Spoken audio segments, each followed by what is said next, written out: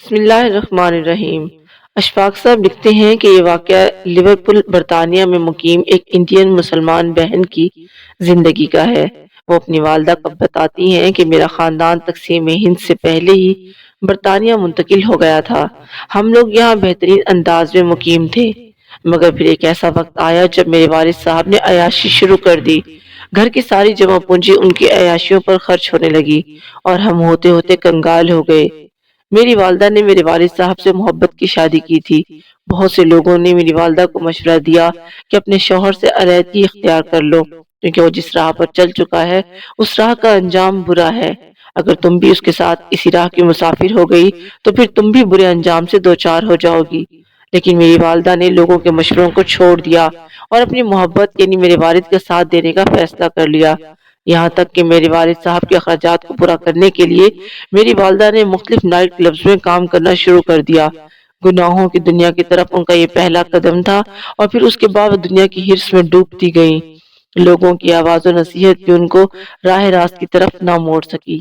یہاں تک کہ والد صاحب سے محبت نبھانے کی خاطر میری والدہ نے مضبوط شریعت کو بھی پس پش ڈال دیا اور اپنا ایک نائٹ کلب کھول لیا۔ نائٹ کلب کی وجہ سے ہماری آمدن بہت زیادہ بڑھ گئی، یہاں تک کہ ہمارے کلب میں سب سے زیادہ ایشیائی لوگ آتے تھے اور وہ ایشیائی لڑکیوں کی ہی ڈیمانڈ کرتے تھے۔ اس کلب میں بنگلہ دیش، انڈیا اور پاکستان کی لڑکیاں کام کرتی تھیں، لیکن پھر بھی ہمارے کلب میں اتنے سارے لوگ آتے تھے کہ وہ لڑکیاں کم پڑ جاتی تھیں۔ دولت کی حویث میں ڈوبی ہوئی میری ماں اور میرے والد نے ایک دن مجھ سے بات کی اور کہا کہ اب تمہیں بھی اس کلب میں کام کرنا ہوگا۔ میں حیران تھی کہ میرے والدین خود مجھے اس کام پر مجبور کر رہے تھے۔ میرے ماں باپ نے اپنی پوری کوشش سے مجھے بھی اس کام میں لگانا چاہا، کیونکہ وہ دولت کے لالچ میں اور دنیاوی عیش و عشرت میں اندھے ہو چکے تھے، لیکن میں نے انکار کر دیا۔ میرے انکار نے میرے والدین کی انا کو ٹھیس پہنچائی اور وہ میرے دشمن بن گئے۔ مجھے مذہبی انتہا تک ہونے کا الزام دیا گیا۔ مجھ پر بہت سے اقسام کے جھوٹے کیس بنوائے گئے اور بنوانے والے میرے والدین ہی تھے، کیونکہ ایک نائٹ کلب کھول لینے کے بعد ان کے تعلقات بہت اونچی اونچی شخصیات سے بن گئے تھے۔ مگر میرے ساتھ میرا اللہ تھا۔ میرے اللہ تعالیٰ نے مجھے ثابت قدم رکھا اور میں والدین کے خلاف ہر موقع پر جیتتی چلی گئی، یہاں تک کہ میری ملاقات ایک قطری مسلم بزنس مین سے ہوئی۔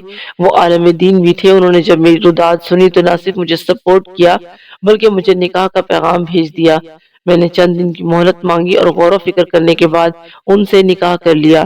نکاح کے بعد مجھے بہت زیادہ تحفظ کا احساس ہوا، جیسے مجھے ایک مضبوط سہارا مل گیا ہو۔ میرے شوہر نے میرے والدین کو ان کی بری نیت بھانپتے ہوئے ہر موقع پر شکست دی اور میری طاقت و ڈھال بن گیا، یہاں تک کہ میرے والدین کو یہ احساس ہو گیا کہ وہ ایک چٹان سے ٹکرا رہے ہیں، جسے ٹکرانے کے نتیجے میں چٹان کا کوئی نقصان نہیں ہوگا بلکہ وہ خود ہی نقصان اٹھائیں گے۔ اپنی پوری طاقت آزمانے کے بعد میرے والدین نے مجھ سے قطع تعلقی کر لی اور مجھے میرے حال پر چھوڑ دیا گیا۔ میرے شوہر نے مجھے دینی علوم سکھانا شروع کیے۔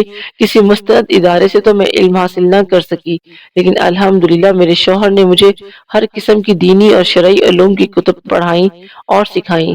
اس کے علاوہ میرے شوہر نے مجھے کاروبار کے متعلق بتانا شروع کیا اور جب میری دلچسپی بڑھی تو کام میں اپنے شوہر کی مدد کرنے لگی، یہاں تک کہ اللہ تعالیٰ نے ہمارے کاروبار میں اور رزق میں برکت ڈالنا شروع کی اور ہمارا کاروبار بھی بڑھنے لگا۔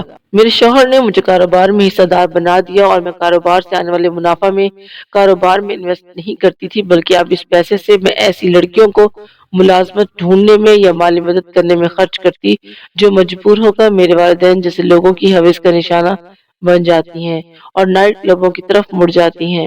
وقت گزرتا رہا، آج میرے بچے جوان ہو چکے ہیں، میں اپنی عمر گزار کر موت کی منتظر ہوں۔ میں نے کئی بار خواب میں اپنی والدہ کو دیکھا۔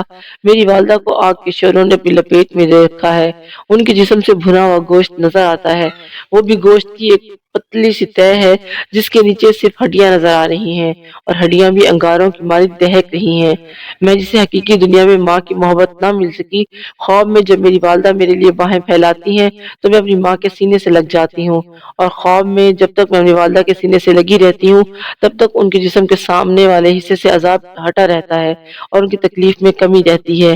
میں نے اس خواب کا ذکر اپنے شوہر سے کیا تو اس نے مجھے اس کی تعبیر بتانے کی بجائے اس کا مفہوم کچھ یوں سمجھایا کہ میری والدہ نے دنیا میں جو بھی برے اعمال کیے ہیں اس کی سزا وہ پا رہی ہیں، لیکن اس کے باوجود ان کی بیٹی راہ راست پر چلی اور ایک اچھی انسان بن کر زندگی گزار رہی ہے۔ وہ اللہ تعالیٰ کی مطیع اور فرمانبردار ہے۔ ان کی بیٹی کے نیک اعمال کا صلہ صدقہ جاریہ کے طور پر ان کے والدین اور خاص طور پر والدہ کو پہنچتا ہے، جس کی وجہ سے ان کے عذاب میں کچھ تخفیف کر دی جاتی ہے۔ یقیناً قبر میں تمہاری ماں کو اس کے اعمال کا بہت اچھے سے اندازہ ہو چکا ہوگا، مگر اب وقت گزر چکا ہے، بہتر یہی ہے کہ تم ایسے نیک اعمال کرتی رہو، اللہ تعالیٰ تمہارے وسیلے سے تمہاری والدہ کے عذاب میں تخفیف کرتا رہے۔ اپنے شوہر کی بات سن کر میں بھی کسی نہ کسی حد تک مطمئن ہو گئی، مگر اپنی والدہ کے متعلق بہت زیادہ فکر مند بھی ہو گئی، کیونکہ وہ جیسی بھی تھی آخر میری ماں تھی، اور اسی فکر نے مجھے مزید نیک اور اچھے اعمال کرنے کا عادی بنا دیا۔ الحمدللہ آج میں کوئی چھوٹی چھوٹی نیکی بھی ہاتھ سے جانے نہیں دیتی، تاکہ اس کا اجر میرے وسیلے سے میری والدہ تک پہنچے اور اللہ تعالیٰ ان کی مغفرت فرما دے۔ اشفاق احمد صاحب فرماتے ہیں، یہ عورت اپنی کہانی کے ذریعے تمام لوگوں کو کچھ سبق دینا چاہتی ہے۔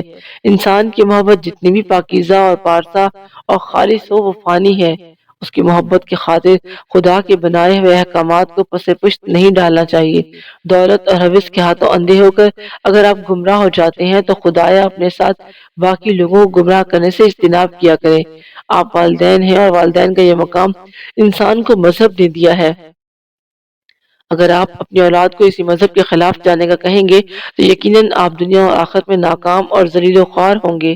اشفاق صاحب فرماتے ہیں کہ اس عارضی دنیا میں جس نے دین کی خاطر سب کچھ چھوڑا، اس کو اللہ تعالیٰ کبھی تنہا نہیں چھوڑے گا۔ انشاءاللہ۔